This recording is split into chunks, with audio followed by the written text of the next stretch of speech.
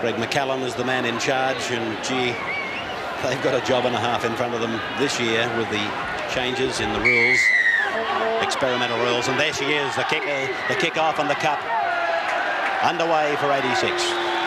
Penalty immediately to Cronulla Sutherland. Players in front of the kicker.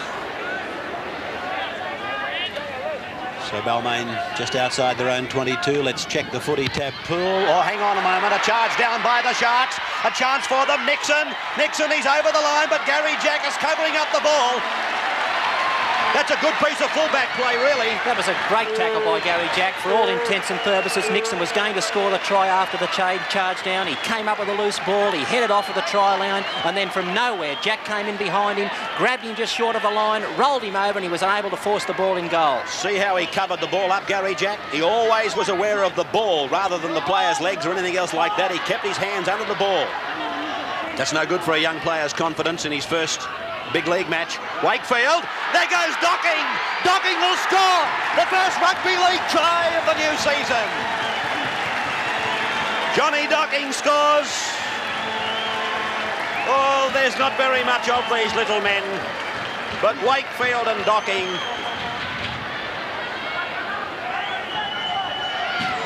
Carney converts the Docking try, and Cronulla Sutherland leading Balmain by 6 points to 0. Nixon playing the ball near the halfway. Through Wakefield, on through Lease, and it's out to McGaw. The centres came up too quickly. McGaw's got those big legs pumping away. A little chip over the top, a race for the ball. I think there might have been a late tackle. It's still a chance for Cronulla. It's a try for the Sharks. Wakefield scores the try. Good work by Mark McGaw. See it again on the Foster's Lager replay as big Mark McGaw strode out. He gets the kick in.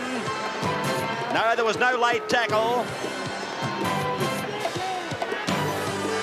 And here's Wayne Pearce being pulled back out of it, it would appear. Wakefield rushes for the ball with Carney, and Wakefield gets the try. It was Scott Gale who missed the tackle on Mark McGaw initially. That enabled the break. There it is. You can see he went in high and he was pushed off. McGaw's got plenty of pace. He was able to go on with it, but he realised the cover defence was getting across to him, and so he centre kicked off the outside of the foot.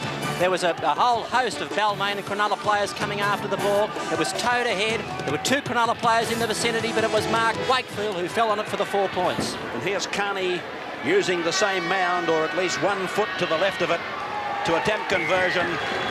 Couldn't get them any easier, and the Sharks are getting their revenge at the moment, leading 12 points to 0. 10 metres out from the Cronulla line. Across from Ryan, it's gone now to Bevan. Bevan to Jack, he made the extra man. Gartner steps inside, that's a try. He's going to give it. He's going to give it. It's a try to Russell Gardner. Gary Jack made the extra man by beautifully linking up with the back line. Again, the Foster's replay for you. It was a case of numbers, and eventually it was Gardner in to score the try. Well, this try came from the knock-on from the kick-off by Hurst. The scrum was won by Balmain. They fired the ball out on the right-hand side. It was Gary Jack who came in to give them the extra numbers. Gardner took the ball with very little room to work in, but he slammed it down. Here's a big kick for Conlon. 22 out on the touchline. It's good, it's good. Oh, it's a great kick. Huh. No worries for Ross Conlon. 12-6 in favour of the Sharks. The footy is back on your screens, and so is Conlon's boot. Wakefield. John O'Connor sadly out of position on that occasion. 2 from 2 for Carney, but he's not boasting about it. Could have thrown them over. This is a better test for him. 35 out, a bit of an angle. Breeze behind him, left the boot sweetly. He's got it. Yes, it's a goal for Dean Carney. Scoreline, 14-6. Cronulla leading the defending champs. If you have, you've been missing some good football. Cronulla, 2 tries to 1, 14-6. Penalty to Balmain. A procession of penalties went to Cronulla late in the first half. Now Balmain are starting to pick some up, and Conlon's decided that he'll shoot for goal. Here he comes. Off the boot, beautiful. Touch judges have got the flags up again. Ross Conlon kicks the penalty. 14-8 Cronulla now. Send this football back deep into Balmain's territory. Well, that's a penalty. That's a penalty, and a fairly stupid one to come from Cronulla. A simple shepherd. See it again on the Foster's Lager replay, and the captain, David Hatch, went back around behind his own player. Keep in mind that penalty count. Should it be 14-all? Conlon has no troubles with the kick. A perfect record for Conlon. One of quite a few Canterbury players who wanted to play permanent first grade. As Balmain win this scrum. The ball played by Wayne Pearce. It's gone over to Gale. The backs are very deep and bridge to Conlon. That ball was forward to Gary Jack, I think, but they've gone down towards the corner.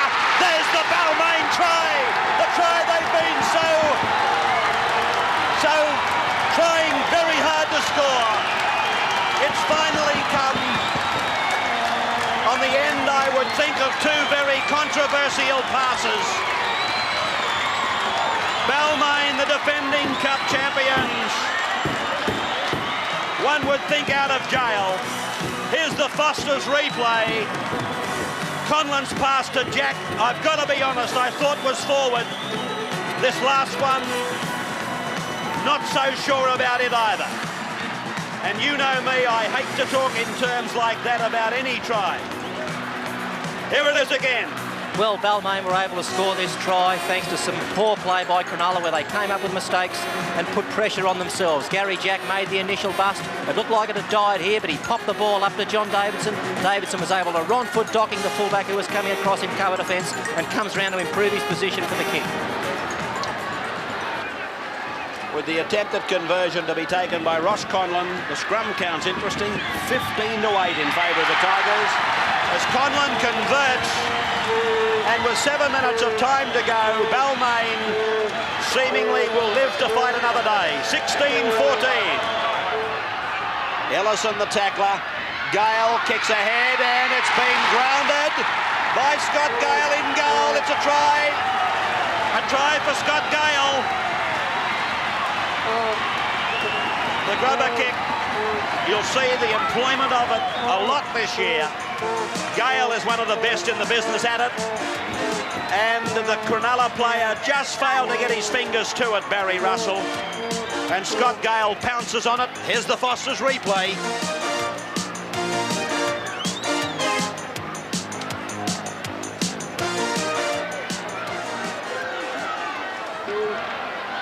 Conlon taking this conversion as the crowd starts to leave Leichhardt. A very big crowd for our first cup match.